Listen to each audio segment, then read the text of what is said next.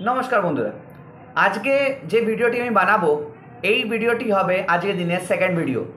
আর এই ভিডিওতে আমি কথা বলবো কিছু ইস্ট বেঙ্গলের নতুন কোচেসের ব্যাপারে আর মোহনবাগানের নতুন ডিফেন্ডার নুনো রেইসের ব্যাপারে।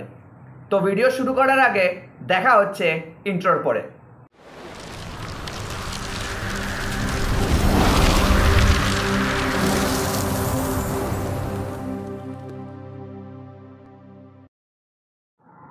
সব থেকে প্রথমে যেই টপিকটার ব্যাপারে আমি কথা বলবো সেই টপিকটা হবে শুধুমাত্র নুনো রেইসের নিয়ে। এই নুনো রেইসকে আমরা সবাই জানি মোহনবাগান সুপার জায়ান্ট নিয়ে এসেছিল নিজের ডিফেন্সটাকে মজবুত করার জন্য। এই নুনো রেইস কিন্তু প্রথমে মোহামেডান এসসির জন্য সাইন করতে চলেছিল, কিন্তু হঠাৎ খবর আসে যে মোহনবাগান সুপার জায়ান্ট মাঝখানে ঝাঁপিয়ে নুনো রেইসকে ছিনিয়ে নেয় মোহামেডান স্পোর্টিংয়ের কাছ থেকে। কিন্তু শুধুমাত্রই কি নুনো রেইসকে এএফসি চ্যাম্পিয়ন্স লিগ 2 খেলবার জন্য নেওয়া হয়েছিল? যদি আমরা ট্র্যাক্টর এসসির ম্যাচটাকে আমরা সাইড রাখি, কেন কি এখনও আমরা নাহি দিন জানি, ক্ষণ জানি, টাইম জানি, কোথায় খেলা হবে, কখন খেলা হবে, মানে কবে খেলা হবে সেটা আমরা কখনোই জানি না।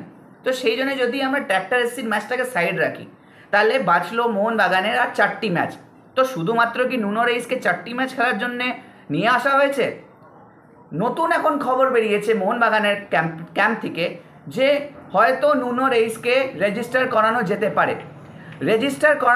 পারে। নুনো রেইসকে, হ্যাঁ আপনারা ঠিক শুনছেন। কার বদলে নুনো রেইসকে রেজিস্টার করানো যেতে পারে? টম অ্যালড্রেট কি নাকি অ্যালবার্তো রড্রিগেস? কার বদলে নুনো রেইসকে সাইন করানো যেতে পারে?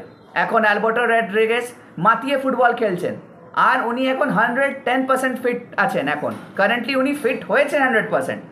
আর টম অ্যালড্রেড এখন কন্টিনিউ আমাদের মোহনবাগান সুপার জায়ান্টের সাথে ভালো খেলে আসছেন। তো কাকে সরিয়ে নিয়ে ওনাকে রেজিস্টার করানো হবে আইএসএলের জন্য সেটা দেখার বিষয়। আপনারা কি ভাবছেন? কাকে সরিয়ে দিয়ে নিয়ে নুনো রেইসকে রেজিস্টার করানো হবে আইএসএলের জন্য? কমেন্ট সেকশনে অবশ্যই জানাবেন। আজকের দিনের সেকেন্ড খবরটি হলো ইস্ট বেঙ্গলের নিউজ। হ্যাঁ, ইস্ট বেঙ্গলে নতুন কোচ কে হতে চলেছে এটা সব থেকে বড় কোয়েশ্চেন। এখন যখন ইস্ট বেঙ্গল নিজের আগেকার প্রাক্তন কোচ কার্লোস কোয়াদ্রাতের সঙ্গে যখন চুক্তিবদ্ধতা শেষ করে তখন সবার মুখে একই কথা থাকে কি কোন কোচ এসে নিয়ে ইস্ট বেঙ্গলের এই ভালো টিমকে ভালো খেলাতে পারবে, অন্তপক্ষে আইএসএল এ চ্যাম্পিয়ন করাতে পারবে, আইএসএল ভালো খেলাতে পারবে, প্লে অফে কোয়ালিফাই করাতে পারবে, লিগ শিল্ড জেতাতে পারবে আর এএফসির পারফরমেন্সে ভালো করতে পারবে।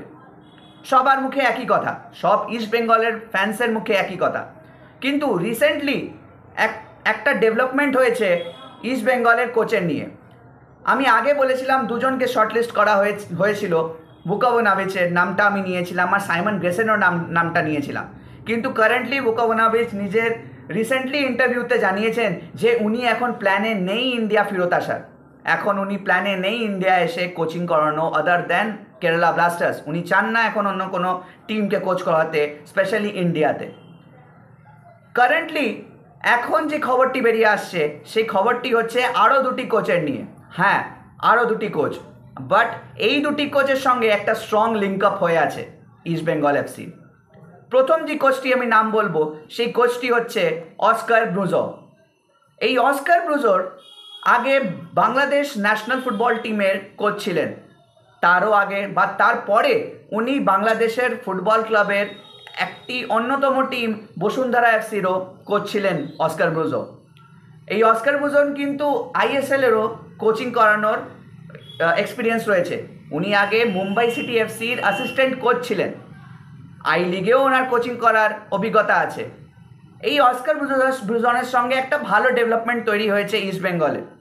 তো ইস্ট বেঙ্গলের ফ্যান্সরা আপনারা জানান কমেন্ট করে কি আপনাদের কি মনে হয় অস্কার ব্রুজন আসলে কি সত্যি আপনাদের ভালো হবে নাকি অন্য কোচ আসলে ভালো হবে? আর সেকেন্ড নাম্বার যে কোচটি আছে যার সঙ্গে ডেভেলপমেন্ট হাই আছে সে হচ্ছে নান আদার দ্যান অ্যালবার্ট রোকা।